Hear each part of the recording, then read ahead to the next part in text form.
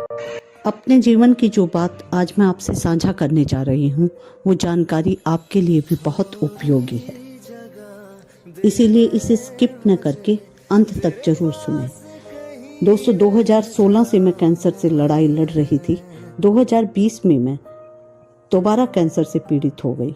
मेरे शरीर में 2020 में कैंसर दोबारा मेरे शरीर में आ गया और इलाज के बाद अभी 1 ही वर्ष बीता था कि 2023 में दोबारा डॉक्टर्स ने बताया कि आपको दोबारा से कैंसर होने का अंदेशा है।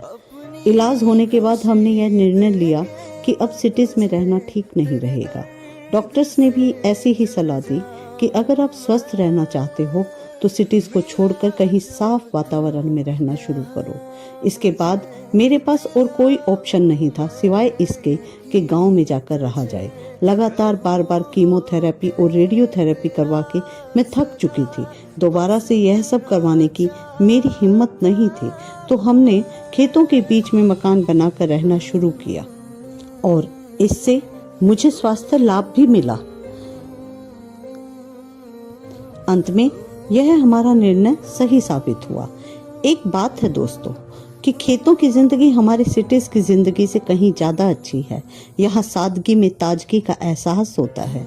यहाँ मैंने खेती की दुश्वारियां देखी, एक गांव की जिंदगी में आने वाली परेशानियों को देखा, लेकिन उसके साथ साथ एक सच्चा और सादा जीवन भी देखा जिसमें एक क्वालिटी लाइफ थी, दिखावे से बहुत दूर।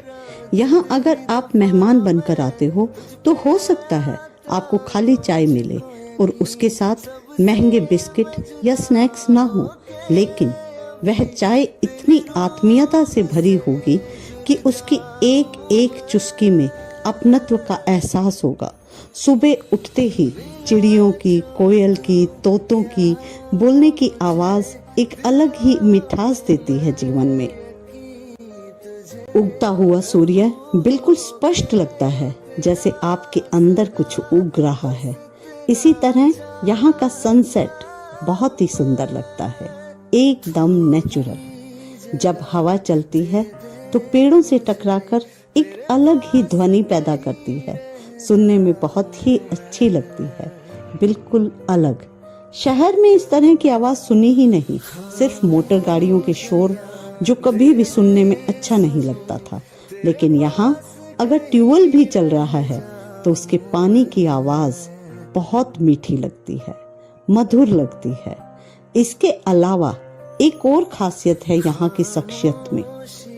जहाँ शहर के लोग शुगर कोटेड शब्दों से आपकी कमियां बताते हैं, वहीं गांव के लोग हर बात को स्पष्ट रूप से और स्पष्ट शब्दों में कह देते हैं।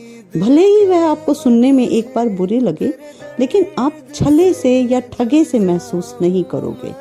अगर ना अच्छा लगे तो आपके पास जवाब देने का पूरा अधिकार होगा। यहाँ एक दूसरा पहलू भी देखा। खेतों के बीच रहने के बाद मैंने देखा कि हम जो गेहूं या चावल खाते हैं उसमें इतना पेस्टिसाइड डाला जाता है जो कैंसर का कारण बनता है।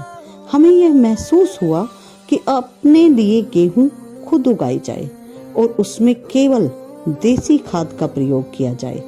अपनी जरूरत के हिसाब से एक किचन गार्डन बनाया, कुछ पसंदीदा फलों के भी पौधे लगाए और वो पेड़ से फल तोड़कर खाना एक अलग ही एहसास है।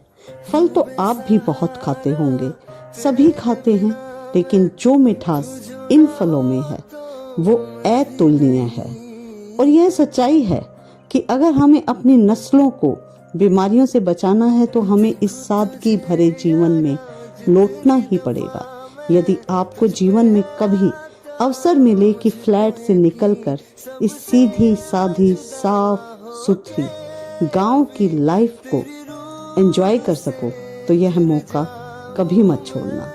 मैंने अपने जीवन में इन 2 जीवन शैली को बहुत करीब से देखा और मैं दावे के साथ कह सकती हूँ कि जीवन यापन के लिए या नौकरी पेशा के लिए हमने गांव को छोड़ा जरूर, लेकिन उसके साथ हमारा मेरे बहुत कुछ द्वारा दी गई जानकारी बहुत के लिए उपयोगी हो, चाहे समस्याओं से इसे लाइक शेयर करना गया। और हाँ, धन्यवाद। आप मेरी बात से किस हद तक सहमत हो कमेंट बॉक्स में मुझे जरूर बताना। कहीं रह जाऊं मैं, खामोशी